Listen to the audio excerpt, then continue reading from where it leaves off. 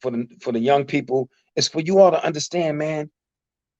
If I talk about being an actor and doing well, I got to take my hat off to Sidney Poitier and Halle Berry Fonte and Sammy Davis. Mm-hmm. You know, there's a book that you gotta read Mm-hmm. called Bright Boulevards, Bold Dreams by Donald Bogle. Mm-hmm. Let me tell you how bad it was back in the day, and I'll move on. There was a black architect that worked for Frank Sinatra. It was so bad when he came to Frank, and whenever he met other white people that Frank introduced him to, he had to stand next to them, no, across from them, because he couldn't stand next to them, and he had to draw upside down. Just let that sink in. Wow. He could not stand next to the white person in Frank Sinatra's house. It's all in the book. He had to stand across from them and draw upside. Do you know what it's like? Shit, I can't even write upside down. Right.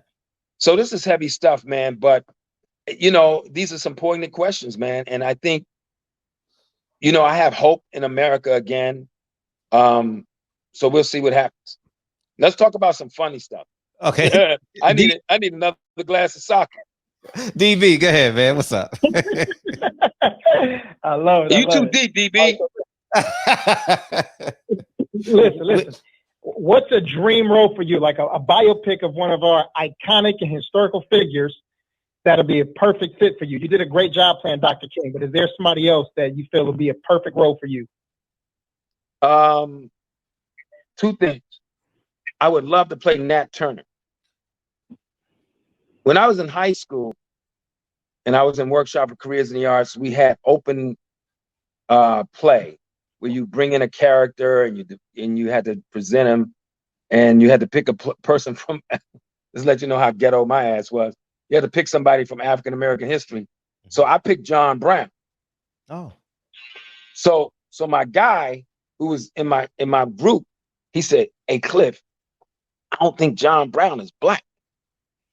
I said, "For real? Well, what color was he?" He said he was white. He's an abolitionist. Now, to me, an abolitionist sound like a dance or like a sandwich or something. I didn't know, because I really, bro, I got 580 on my, like when I do my one-man show and my lectures, I got 580 on my SATs. Now, let me help you understand. The most retarded score you can get is like 750. I got 580, and they give you 200 when you sign your name. So technically, I got 380 on my SAT. That's past retarded. No, this is not a joke. And when they said I was going to college, I'm like, where?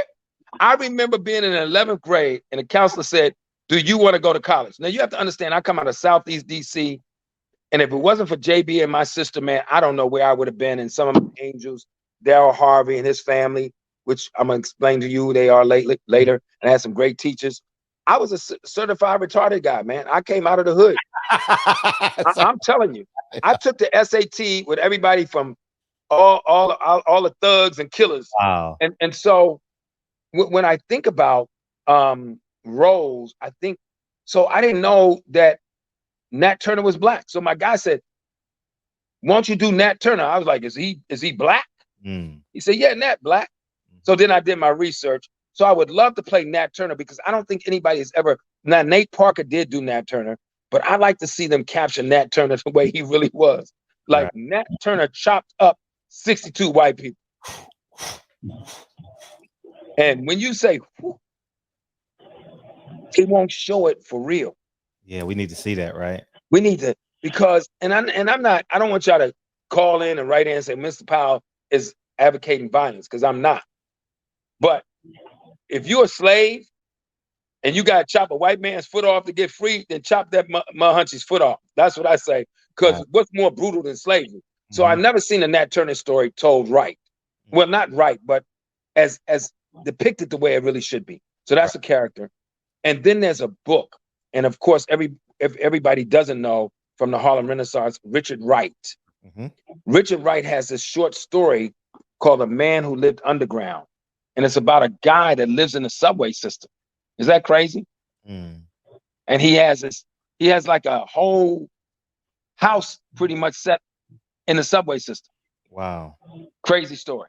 Wow. Crazy story. Boxing Social Science says, salute Clifton. There's a lookalike of you in Philadelphia named Jeffrey that works in the family court system. I'm so glad Jeffrey ain't in jail because shit, they're gonna be like that. Let's take Cliff too and see who. You know what I'm saying? You mentioned some historical figures. Playing Martin Luther King